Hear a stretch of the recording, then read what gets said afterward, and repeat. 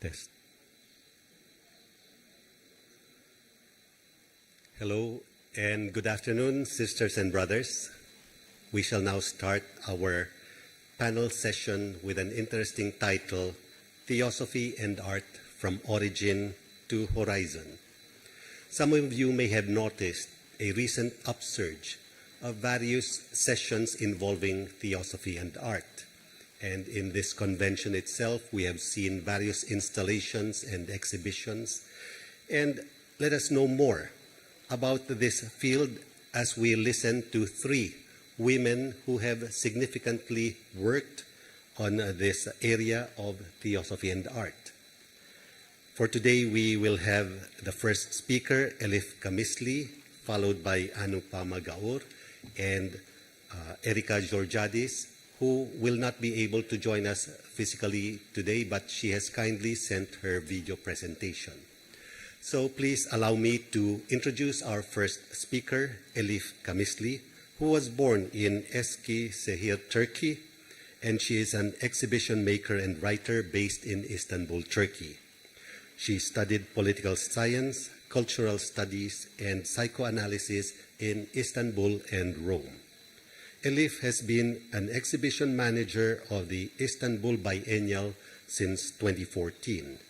Currently, she supervises an art conservation and restoration project here at the Theosophical Society in Adyar. Her recent essays titled Sunday Posts were published in the catalogue of the 17th Istanbul Biennial in 2022.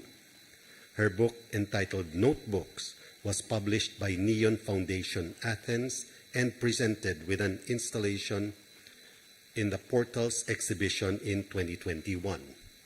Elif co-authored Best Wishes with the artist Volkan Aslan in 2020 and was the editor of Inci Eviner's artist book Co-Action Device, a Study in 2014. She was a member of the curatorial team for the Colori exhibition realized at GAM Turin and Castello di Rivoli in 2017. The same year, she curated a digital show titled I Dreamt a Dream the Other Night for the British Council. She has organized solo exhibitions with international artists between 2011 to 2013. Elif worked as the assistant curator at Maxi Rome in 2010 and collaborated with the 53rd Venice Biennial in 2009. She worked at Istanbul Bilgi University between 2004 and 2006. Elif regularly contributes to the Sanyat Dünyamiz, a leading art magazine in Turkey. Her essays embrace a personal narrative connecting daily life with history and different artistic practices. Elif, through her work in various formats, explores the connection between spirituality and art. So, brothers and sisters, let us welcome to the lectern Elif Kamisli.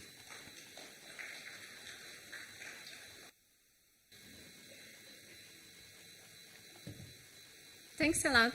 It's really exciting, and thanks for the introduction. Yes. So, dear members of the Theosophical Society, it was a pleasure to listen to your presentations in the past few days.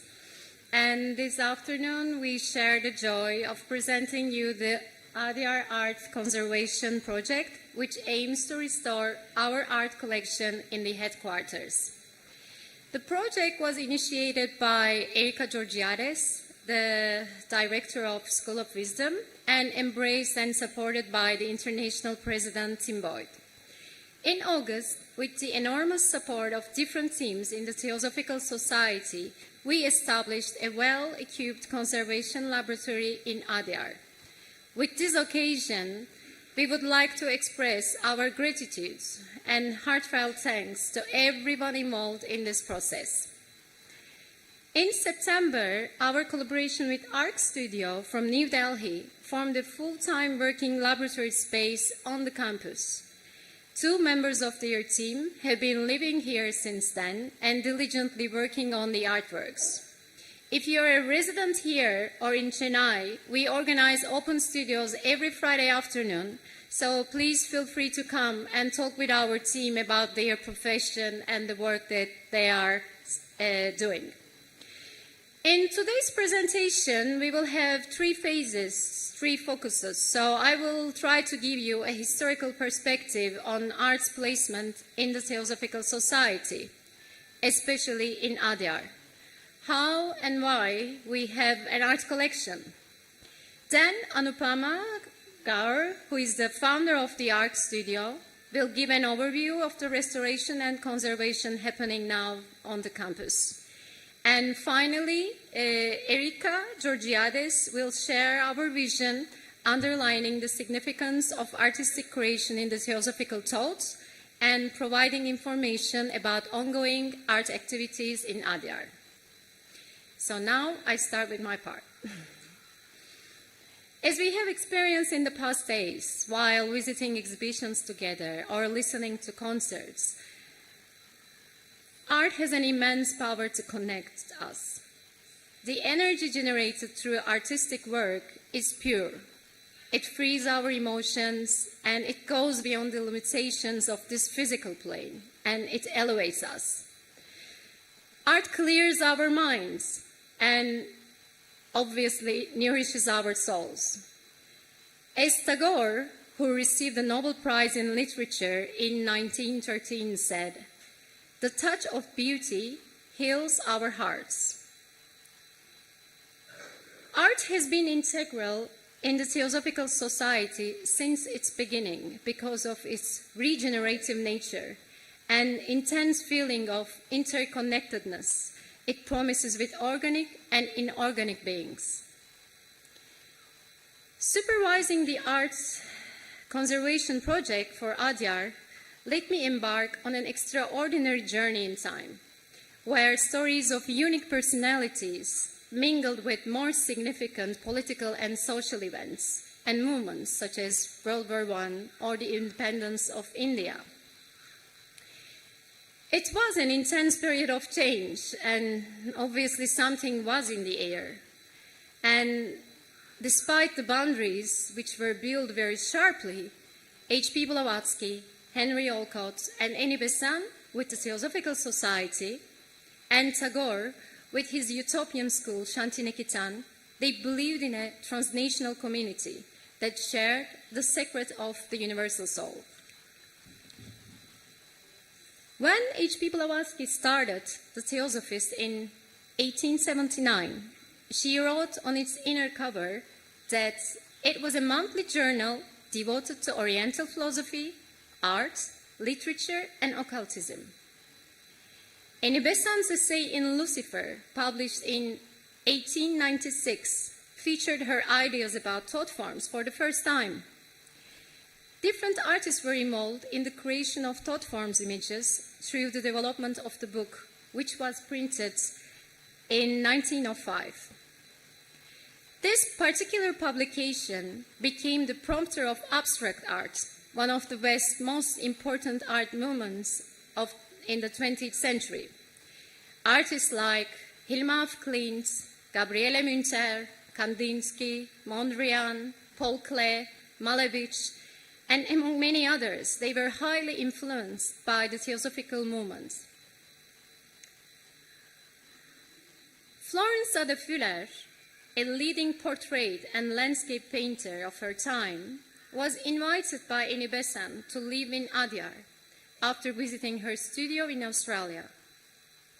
Fuller, who resided in the fruitful nature of Adyar from 1909 to 1911, walked around these paths and painted the portrait of the theosophical leaders and the masters, only a few steps away from here. So for a second, please close your eyes and send yourself to her studio. Imagine that she's holding her brush, listening to the sound of the river, sound of the birds, and creating timeless images in a state of ease.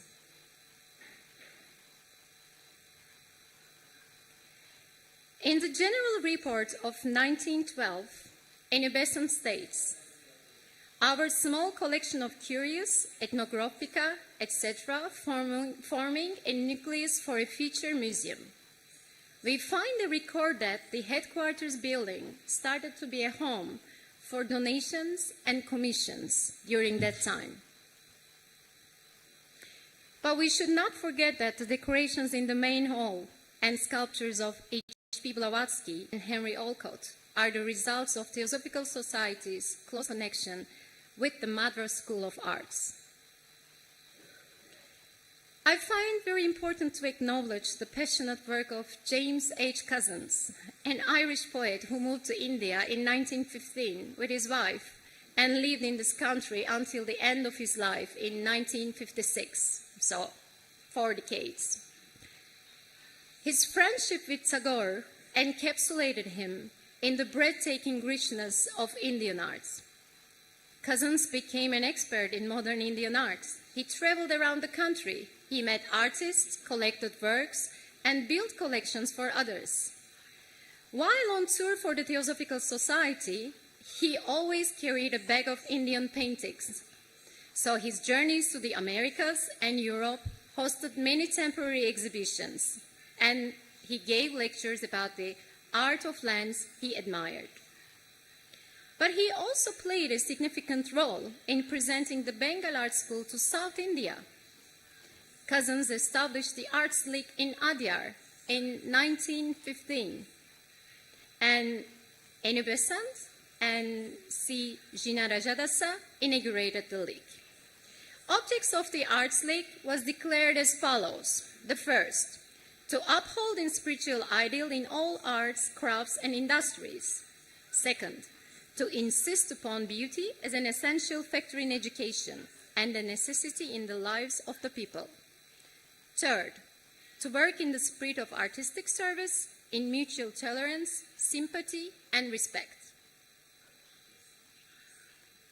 After visiting the Oriental art exhibitions in Calcutta, James H. Cousins wanted to bring modern Indian art paintings to the South. And Eni Besant sponsored these exhibitions' travel to Adyar in February 1916. And the exhibition was defined as unified expression of spiritual beauty.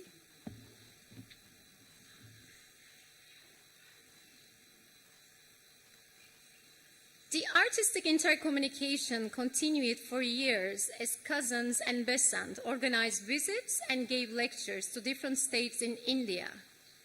Rabindranath Tagore visited Adyar in 1919, 1922, and 1934 as an extension of this entanglement. We assume that his students accompanied him on some of these trips. They share their artistic practice with the residents of Adyar. Cousins then established Brahmavidya Ashram in 1922. General lines of study were mysticism, philosophy, literature and drama, arts and crafts, and science.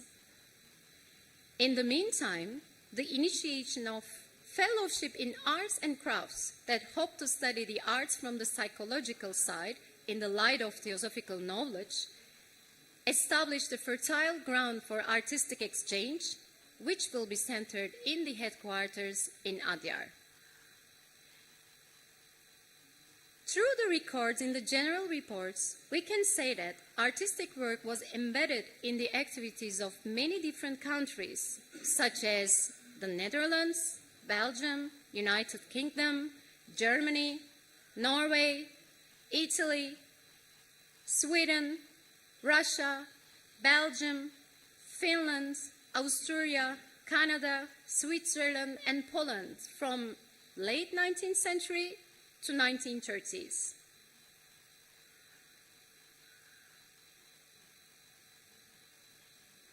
Venkatachalam is another crucial name to mention in developing the collection in Adyar. Together with James H. Cousins, he was on the art purchase committee of the government of Madras. But primarily, Venkatachalam was an art lover. He supported artists, he wrote about them, he wrote about their works, and promoted modern Indian painting, flourishing after the diminishing effect of European gaze. In one of his essays from 1929, when Katachalam said, "To travel in and to know India is to enrich one's life and fill it with a new meaning. To everyone who really knew India, India always held a special significance, the significance of an inexhaustible repository of every type of beauty and transcendental thought."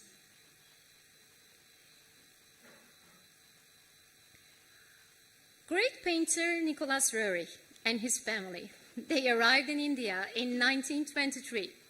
He established the Himalayan Research Institute, Urusvati, which is the Sanskrit translation of the light of the morning star, in 1928. He painted mesmerizing landscapes of the Himalayas, which could also be seen as an inner landscape of feelings and emotions. In 1925, Nicholas Roerich stayed in Adyar for 3 days and inaugurated the Blavatsky Memorial Museum of Arts. James H. Cousins welcomed him to Adyar, and speaking here, Roerich said, "In this home of light, let me present this picture of the messenger, dedicated to Helena Petrovna Blavatsky, as the nucleus of a future Blavatsky Museum, whose motto shall be, 'Beauty is the garment of truth.'" Another development was the initiation of the International Academy of Arts in Adyar, which was inaugurated in 1936. No problem, we will fix it after. So here I try to give you a glimpse of the chronology of arts in the headquarters as a result of my ongoing research. And in this time span, a multitude of events embracing different forms of arts, artistic expression, took place in Adyar, both representing Eastern and Western traditions. The vivid energy of these figures, who we remember today, carried hope and resilience. Art might be distant to most of us today, maybe because we cannot reach it in the education system easily, or it is perceived as an activity for those who can spare time and resources. But we shall never forget that its transcendental effect is fundamental for our emotional well-being. And once we become aware of the interconnectedness offered by arts, we go beyond our bodies and become one with the universal soul. I want to end my part with the words of Tagore, which gracefully express the essence of art, we believe. "The fact that we exist has its truth in the fact that everything else does exist, and the I am in me crosses its finitude whenever it deeply realizes itself in the Tao arts. This crossing of the limit produces joy, the joy that we have in beauty, in love, in greatness. Self-forgetting and in a higher degree self-sacrifice is our acknowledgement of this, our experience of the infinite. This is the philosophy which explains our joy in all arts, the arts that in their creation intensify the sense of the unity in all arts, the arts that in their creations intensify the sense of the unity, which is the unity of the truth we carry within ourselves. Thanks a lot for your time.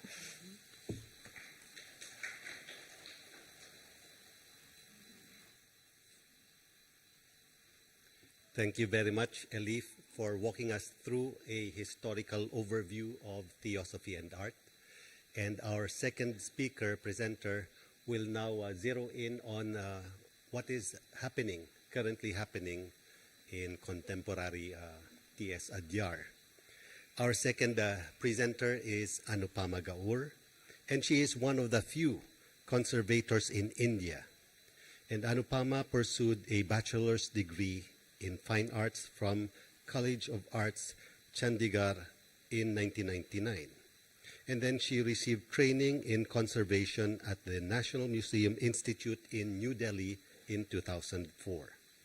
Skilling herself further in the domain of painting conservation, she interned at Northumbria University, Newcastle upon Tyne in the UK in 2006 as a recipient of the esteemed Charles Wallace Fellowship. As a professional conservator for 18 years, she has actively managed many national and international projects at several cultural institutions from the National Museum Rashtrapati Bhavan, Indian National Trust for Arts and Cultural Heritage, or INTAC, and the Courtauld Institute for Art, to private public museums such as the Kiran Nadar Museum of Art. In 2019, she was selected for a 2-week residency on preventive conservation and collection management at the British Library, UK. She also received the Icon Getty Grant for a continuing professional development program in UK and Ireland in the same year. In 2021, Anupama took part in a Getty-supported masterclass hosted by the Rijksmuseum in Amsterdam in order to advance her skills in restoring works of modern and contemporary art. She has also been selected for the Conserving Canvas Cotton Duck workshop that will be held in July of this year and will be co-hosted by the Harvard Art Museum, the Museum of Modern Art, and the Whitney Museum of American Art. An independent member of the International Council of Museums, or ICOM, and the Institute of Conservation, ICON, Anupama is well-versed with international guidelines and standards of conservation practices. So, brothers and sisters, let us all welcome Anupama Gaur.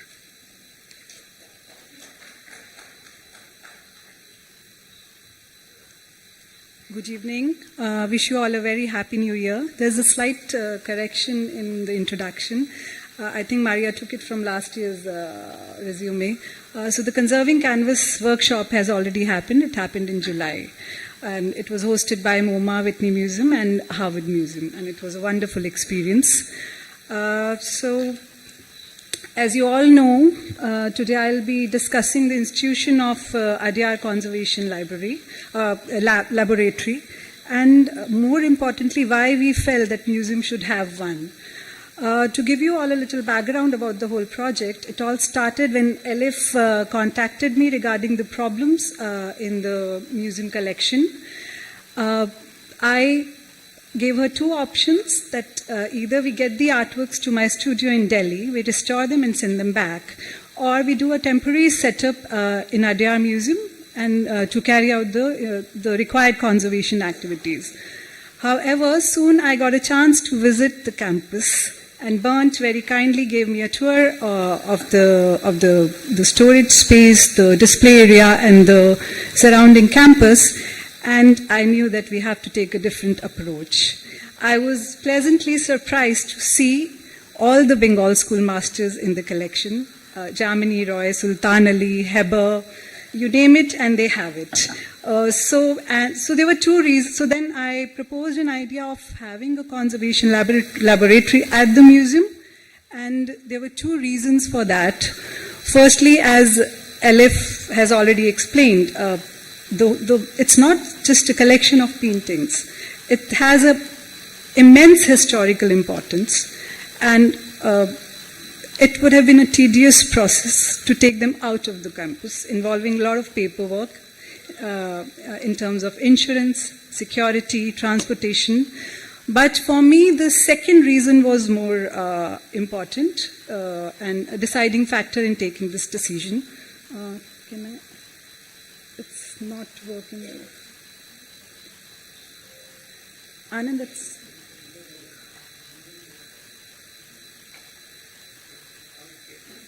Yeah.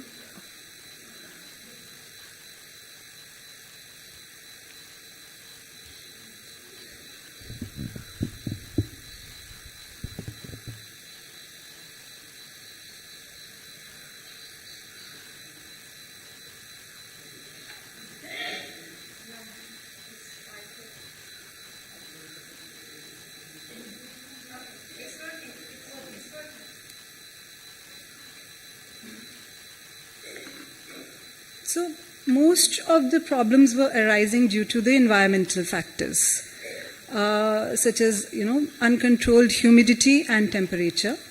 Almost all the biological agents were having a feast on the artworks. And it's not only Chennai, we have this problem everywhere, in Delhi, in Calcutta. This is something we face on a daily basis. So as you can see, we had mold growth on the painting, fungus. I'm so sorry.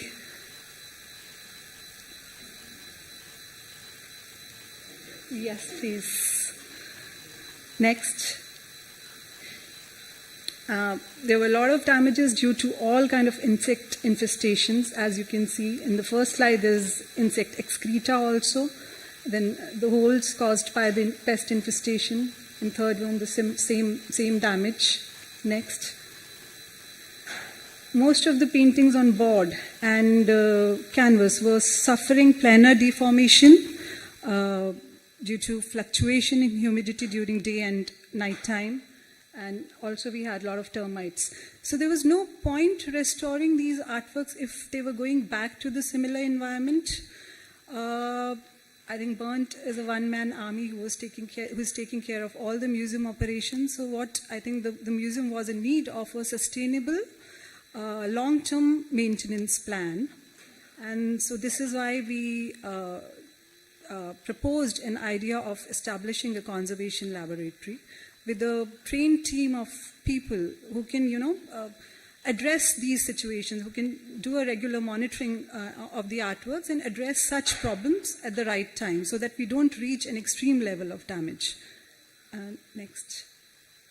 So those who have not visited the lab yet, it's located right behind the main hall of the headquarters. Before setting up the lab, the two rooms designated for the conservation space needed to be restored and remodeled. Next. As we all know, it's a heritage building, so the care was taken not to do any structural changes in the building. Conservators love to show before and after pictures. So that's how the pictures, the space looked earlier. And this is how it looks now. These are the two main rooms used as a conservation laboratory. The flooring was changed. We can still go back to the old flooring. It's just a vinyl covering on the top to facilitate the mobile furniture and avoid any accidents. Next. That's how the outside corridor looked earlier. As you can see, the doors with mosquito nets were installed. Exhaust fans were also installed. Next. This is my favorite room, the riverside room. The picture is not very clear, unfortunately, but this has a beautiful north light, and we are presently using this room for photography and retouching.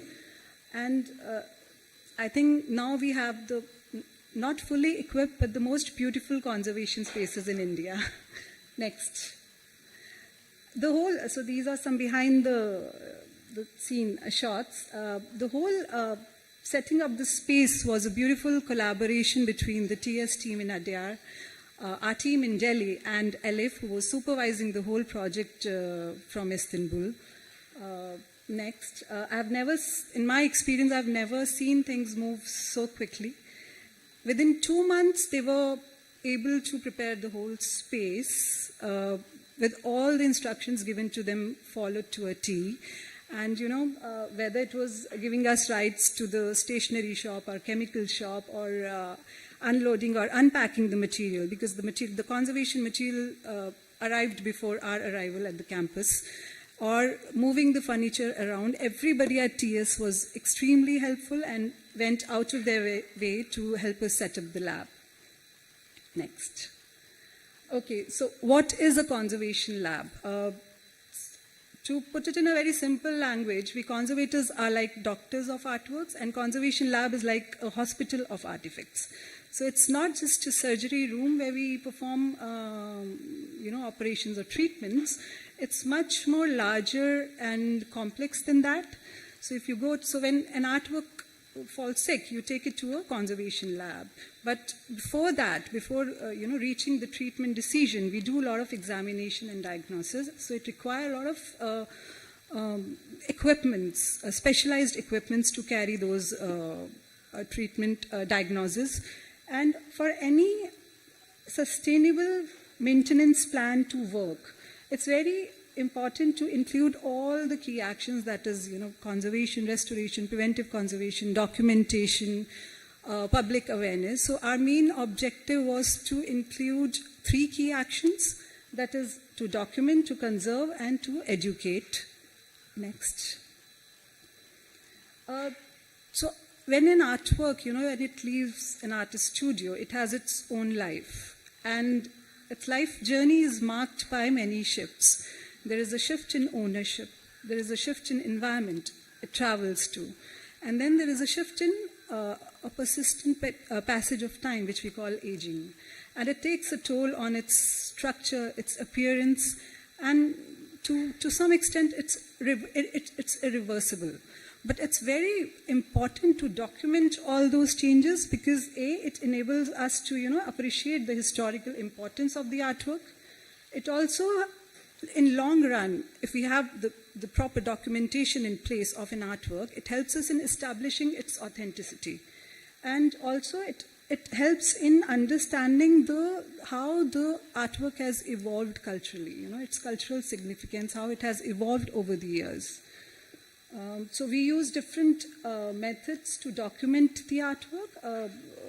We use high-res photography to document all the condition of the artworks in different kind of lights, which is like raking, transmitted light, and then reflected light. We also try and do multispectral imaging, but in Adyar right now we only have UV examination. We use tools like Optivisor. Does it have a... Yeah, so this is Optivisor. That's digital microscope to have a closer look at the problems. We are also trying to create a easy-to-access digital folder for all the digitization and documentation we are doing. For each and every artwork, we are trying to maintain a condition assessment form. Next. This is how a condition assessment form looks like. It has all the detail about an artwork.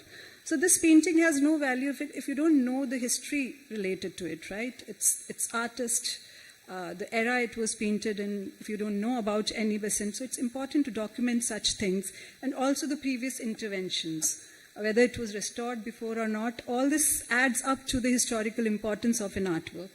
So this document has everything, every detail about the artwork, its size, the artist, previous interventions, and also the treatment employed on it.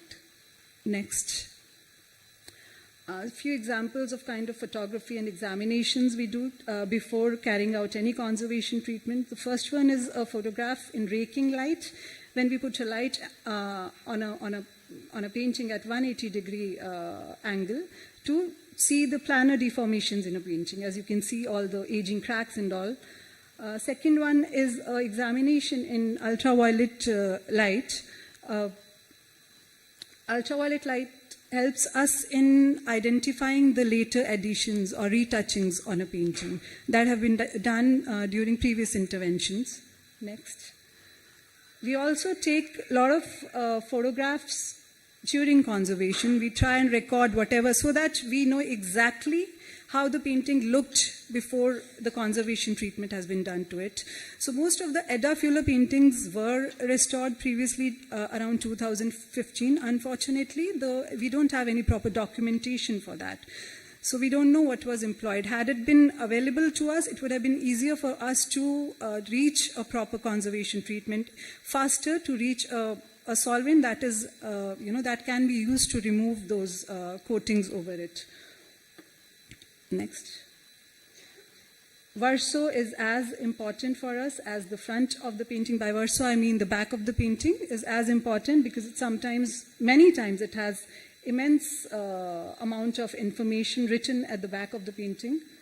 Next. Here, Parvinder and Vivek are having a closer look at the weave of the canvas using digital microscope.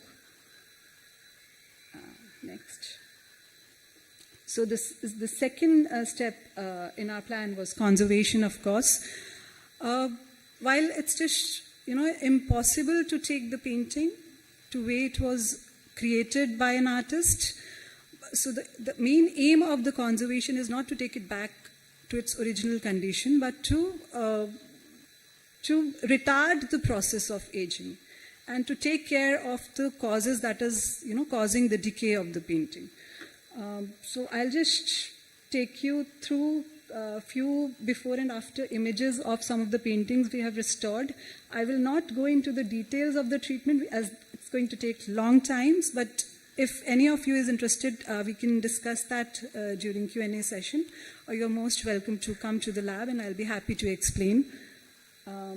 Next. Yeah, so as you can see, the pictures are not very clear, but you can see the before and after difference. Next. Next. This one was a really tough one. It was previously restored and it had a lot of planar deformation and had a thick adhesive given at the back to take care of the flaking paint layer. Yeah. So this is what we call flaking paint layer with a lot of loss in paint. And it was there was a lot of planar deformation which was caused due to the adhesive given at the back during previous restoration efforts. So it took us a long time to remove that adhesive from the backside. This you can see the difference in cleaning. This yellow layer is a layer of oxidized aged varnish. And here you can see after cleaning that varnish. Next. This is my favorite painting by Chuktai. I am calling it Radhika because that's the title I found on internet. It's Radhika waiting for her beloved Krishna. And I was telling this to Mr. Boyd in the morning that during 1970s, Indian government named 9 artists as Navratna, 9 gems of Indian art.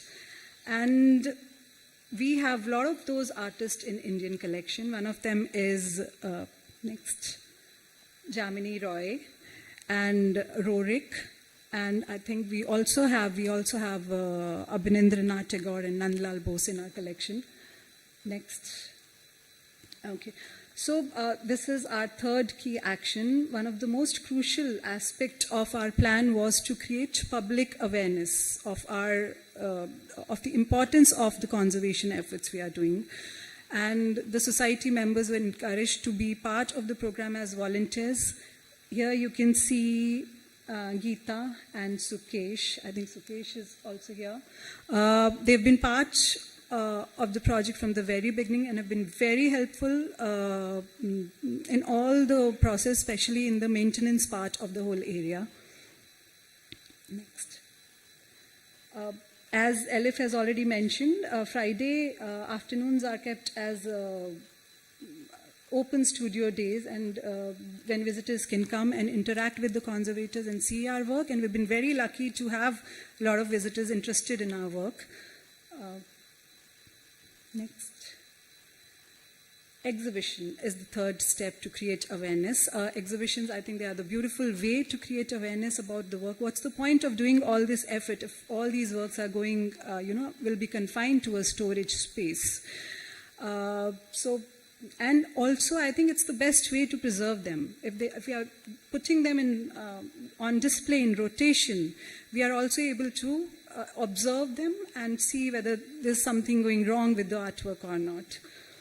So we are having this exhibition at the Conservation Laboratory itself. It's a beautiful exhibition. Please do come and visit. Next. Okay, so what we have in Adyar right now is a very modest setup. We are limited in our, selection of conservation treatments that we can perform on the paintings because we still don't have many specialized equipments that we require. And in future, we are hoping that this laboratory will become one of the fully equipped lab, and we would be able to acquire all these equipments and will be able to cater not only Adyar Theosophical Society but the Theosophical Societies all over India. So just to give you an idea about the equipments present here, this is fume extractor. The fume extractor is not something which is required for the paintings, it's required for the health of the conservators, because we are using a lot of organic solvents for cleaning, and we end up inhaling a lot of in the process, inhaling a lot of organic solvents. So fume extractor is something which is to fix that problem.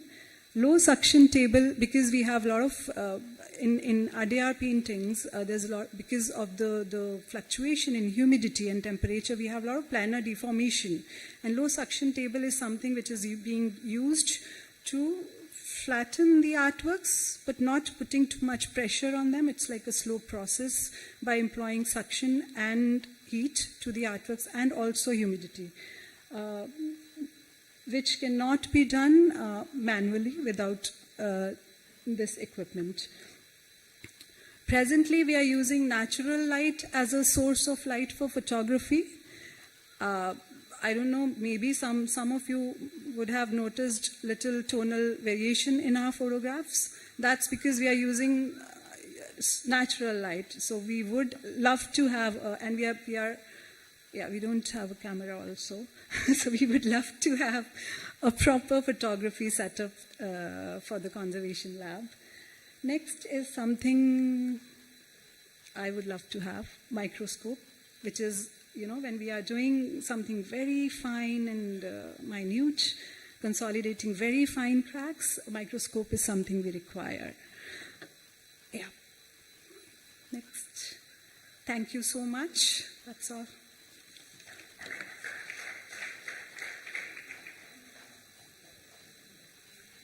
Thank you very much, Anupama Gaur, for focusing the spotlight on certain treasures that we never realized were lying under our nose, and for the delicate conservation work that you are currently conducting.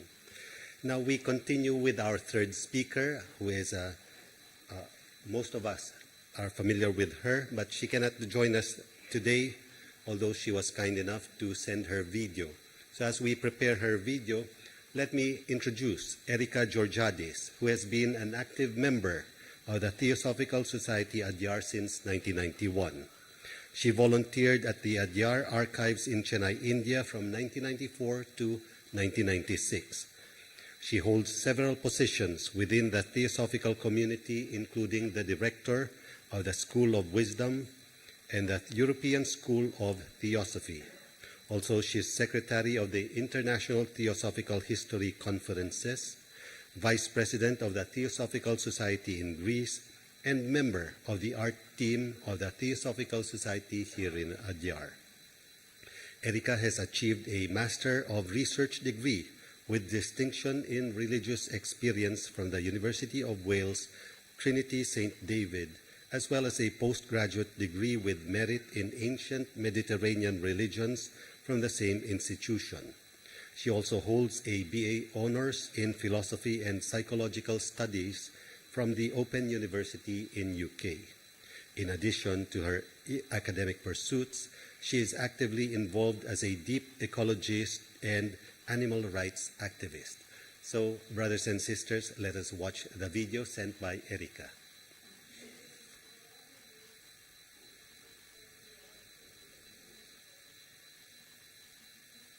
Focusing on exploring the understanding and understanding universe.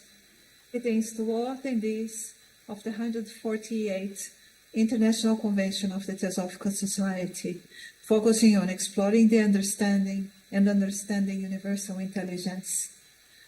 As part of the panel Theosophy and Art from Origins and Horizons, where Elif focused on the past and shared some historical aspects of the intersection between art and theosophy, Anupama showed us the ongoing art restoration work at the lab created for that purpose.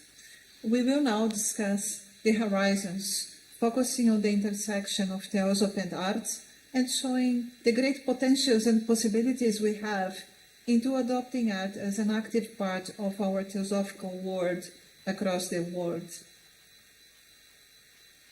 In order to share a vision of work where art and theosophy intersect, this presentation will briefly discuss theosophy and art, a curriculum for fostering intuition, horizons, and call to action. As you all know, theosophy emphasizes the unity of life and the importance of self-realization. It encourages us to have direct experiences instead of relying on external authorities or dogmas. In this way, it promotes freedom, independence, creativity, and calls us to question the status quo of things, the current state of things, so that we can go beyond the known, break barriers, and transcend boundaries as we work towards the betterment of ourselves and the world. This call for independence and direct experience is reflected in the world of art, where artists are constantly pushing the boundaries of their craft and challenging conventional norms to express their experience and intuitions. The act of creating art requires a willingness to step out of one's comfort zone and explore new ideas and perspectives. Much like in practical theosophy, when one is longing for union with the divine and is also willing to step out of one's comfort zone in an attempt to achieve such a union. Furthermore, art is one of the highest expressions of the human spirit, as it encompasses a broad spectrum of human experience and bridges the material and immaterial realms, as it often captures the inexpressible, that which transcends analytical thought and language, and touches our heart and soul in the most marvelous way. In this manner, art is a powerful medium to delve into the realms of theosophy. For through the act of artistic creation, individuals may tap into their intuition and inner wisdom to access spiritual truths that could be not otherwise expressed in the world of form. So, in the theosophical system, the highest form of art is a direct expression of Buddhi.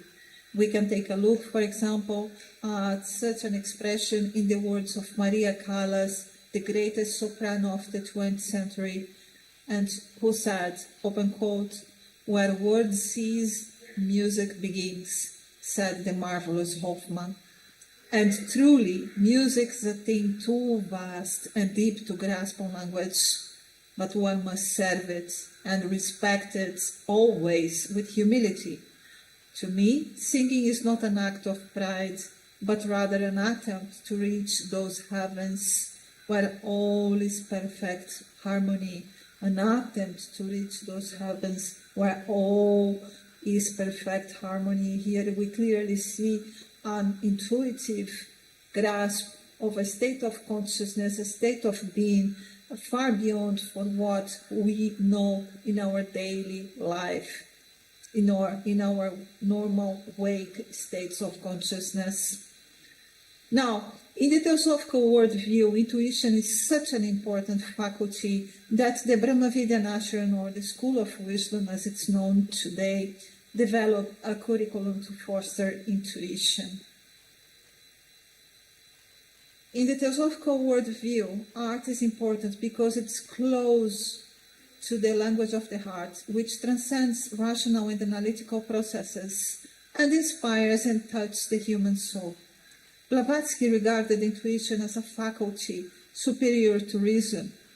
In the theosophical system, intuition is regarded as a faculty that has only recently emerged at this stage of human evolution.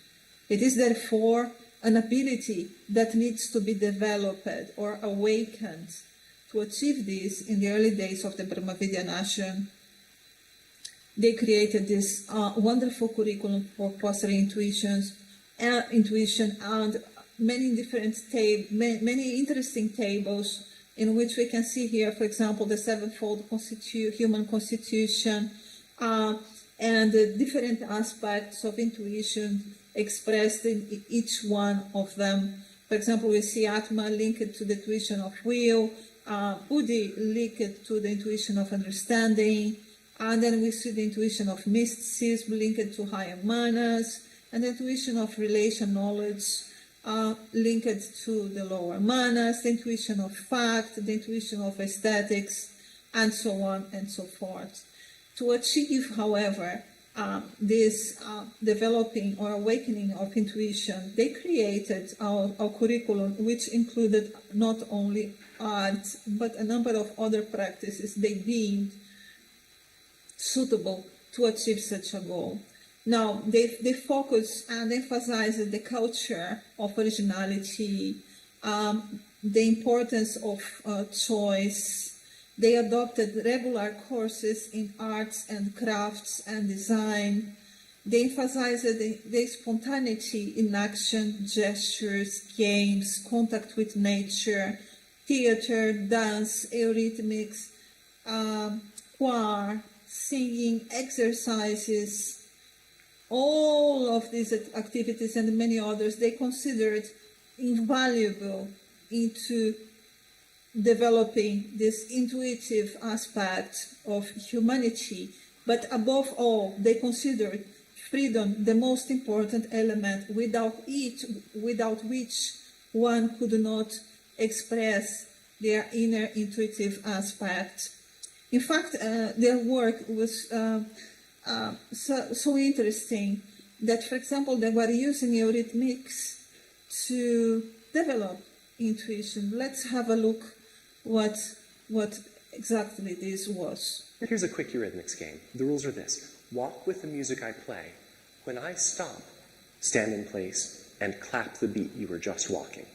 This game teaches students to be ready to stop and start, to control momentum and halt momentum. It also teaches them to predict phrase lengths because they don't know what's coming. So as you watch this, you'll see some students step off and then, realize, no, it's time to keep clapping. And that's a lot of the joy of eurythmics, that discovery of and predicting, I think the music's going to do this. It did. Oops, it didn't.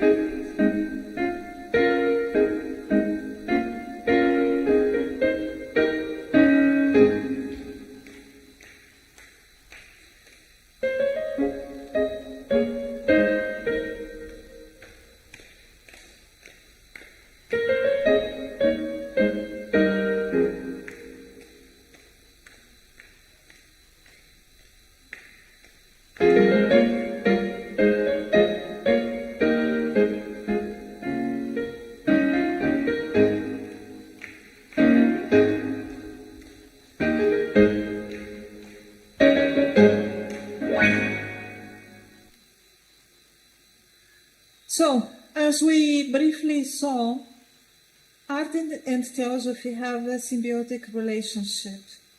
We have also seen that art has been included in the tuition development curriculum of the Brahmavidan Ashram, or the School of the Wisdom. Now, today, we are witnessing a renaissance of art at our international headquarters. Theosophy and art are beginning to take a prominent role in the theosophical work again. And this can be seen in many activities organized at our international headquarters, activities such as the choir organized by the Adyar residents, the chanting classes, the art exhibitions, the restoration of our art collection, the creation of an art lab workshop, attempts to include art and craft as part of the program of Soul. There are attempts also into expanding that color catalog created by Annie Besant and Lady Bitter, included in the thought forms, into expanding it into more colors and creating a larger catalog. These are the ongoing art exhibitions we have in the campus this year during the International Convention. One is emphasizes the renaissance of art in our Adyar campus, in which you can see the restored paintings by Florence Ada Fuller. There is also an art exhibition of the artist, local Chennai artist Hemalanta, and also a number of other activities going on during, artistic activities going on during our international convention. Now, it's important to note that the intersection of art and theosophy is not expressed in the aesthetic merits of art making, but in the practice of art as self-expression, in the sharing of experiences that transcend the limits of language and analytical thought, in a pedagogy that sees art as a practice that fosters personal growth, enhances self-understanding, and has the potential to help people of all ages gain deeper insights into the nature of life. Of course, this goes beyond beautiful or thought-provoking forms of artistic expression. It also goes beyond merely cultural artistic events.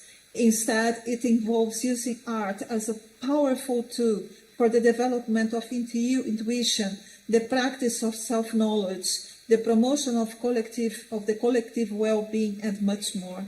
In this way, theosophy and art can be seen as a process of inspiration for both the creator when making art and for the observer when in the act of observing art. In this way, the horizon in which theosophy and art intersect fosters intuition through freedom of expression and creativity. It's not just, as I said, an aesthetical pursuit, but a tool for personal growth with immense practical possibilities, such as organizing art exchange for artists to share their cultural heritage and spiritual insights through different art forms, promoting a global dialogue on applied theosophy and art, also organizing art workshops that combine meditation techniques with artistic creation, allowing participants to express themselves intuitively through visual, musical, or performative art. Art installations also that can invite contemplation and interaction were designed to symbolize key theosophical principles while offering immersive experiences. It's possible also to organize a theosophical art symposia that brings together scholars, spiritual leaders, and artists to discuss the role of art in theosophy. This is a work already, an ongoing work in many different universities across the world. We can also organize theosophical art festivals that celebrate art as a bridge to theosophy, including performances, exhibitions, and workshops based on theosophical principles.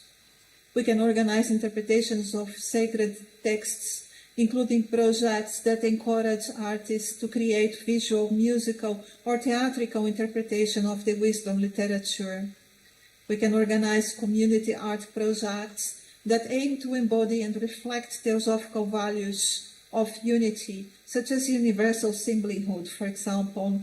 We can organize eco-artistic projects that combine theosophy's reverence for all forms of life with art. These projects would encourage artists to use sustainable materials and create works that promote environmental awareness and spiritual ecology. We can establish a digital theosophical art gallery, which includes a high-quality digital platform showcasing theosophical art from around the world, providing education and inspiration, and serving as a medium to connect with a wider global audience.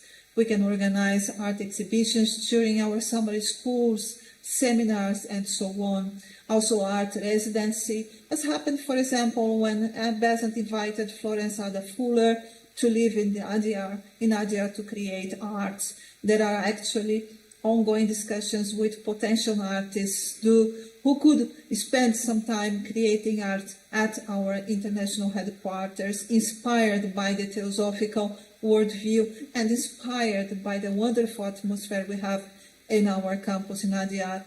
We also can create an art studio and workshop in our campuses across the world that includes clay, painting, and more. We can help also to expand our art collection in Adyar.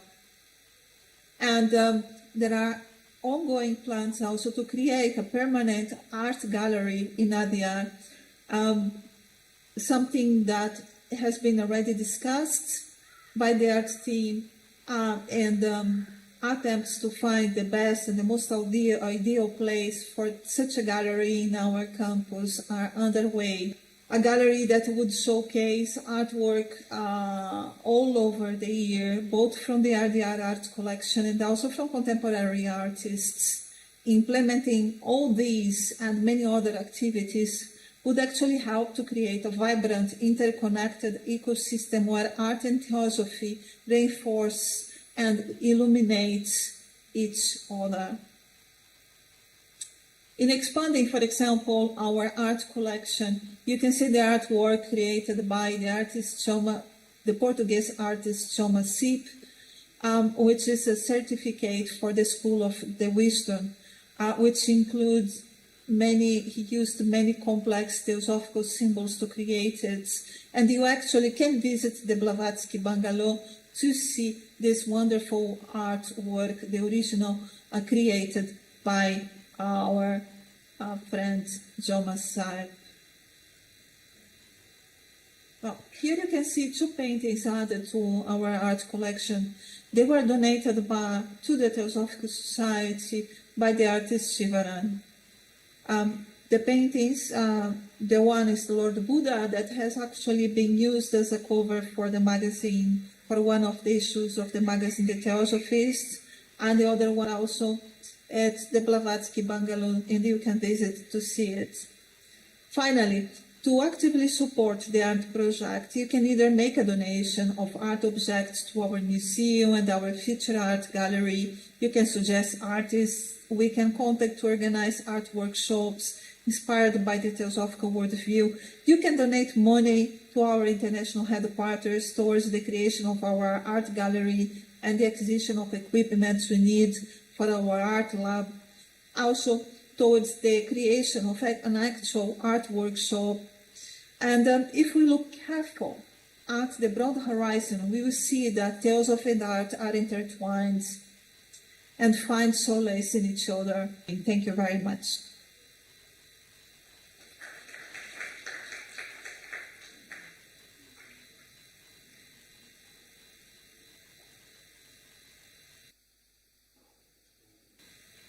Hello. We barely have time, but let us ask a significant question to our two presenters today. The general question is, what are the most significant and pressing challenges that need to be, or what kind of assistance do you need in your line of work? Let's start with Elif and then Anupama.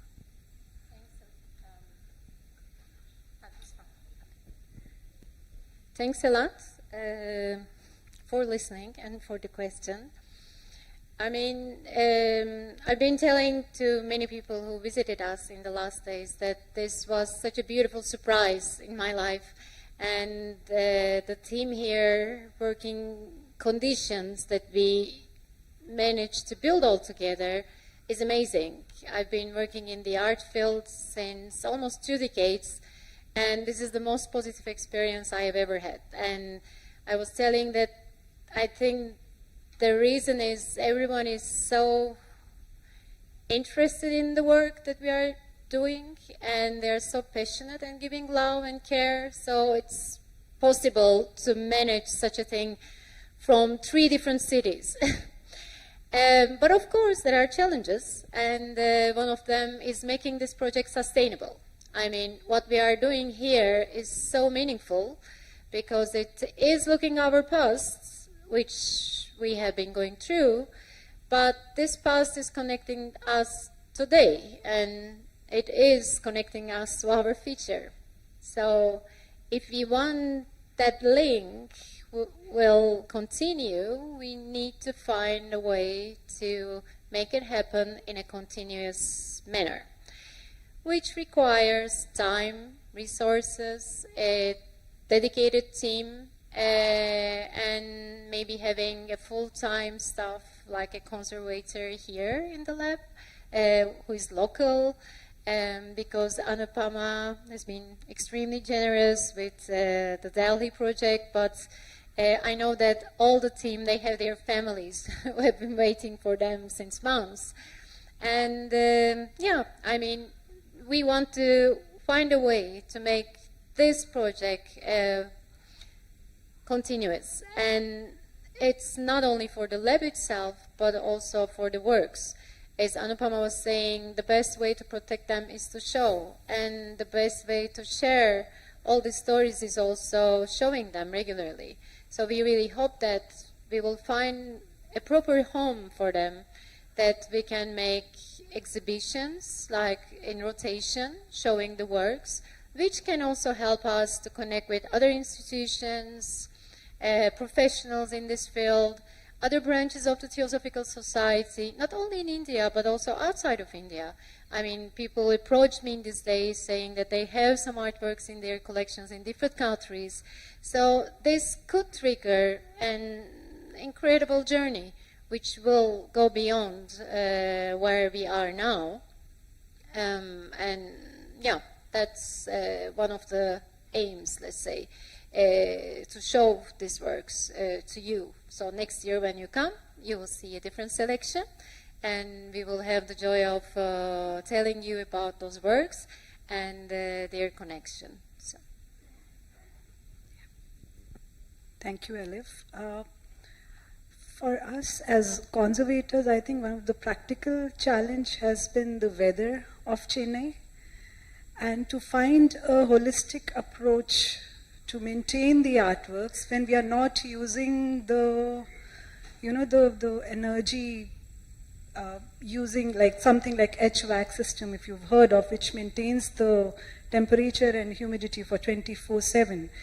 It's been used internationally for all the museums, and that's the standard we should go for. But is it like, just because it's being used internationally, is it a good system? Because it does use a lot of energy.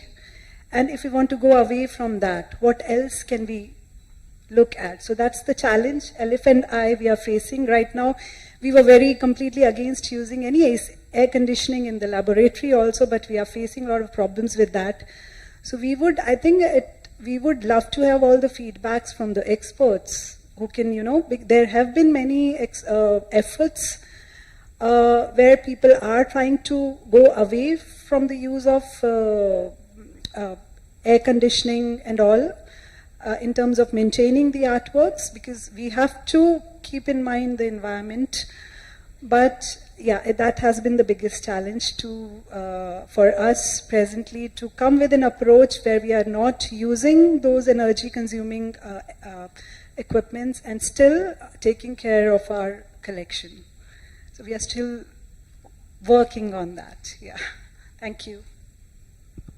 Thank you very much, Elif and Anupama, and of course Erika, for their kind presentations and interesting presentations.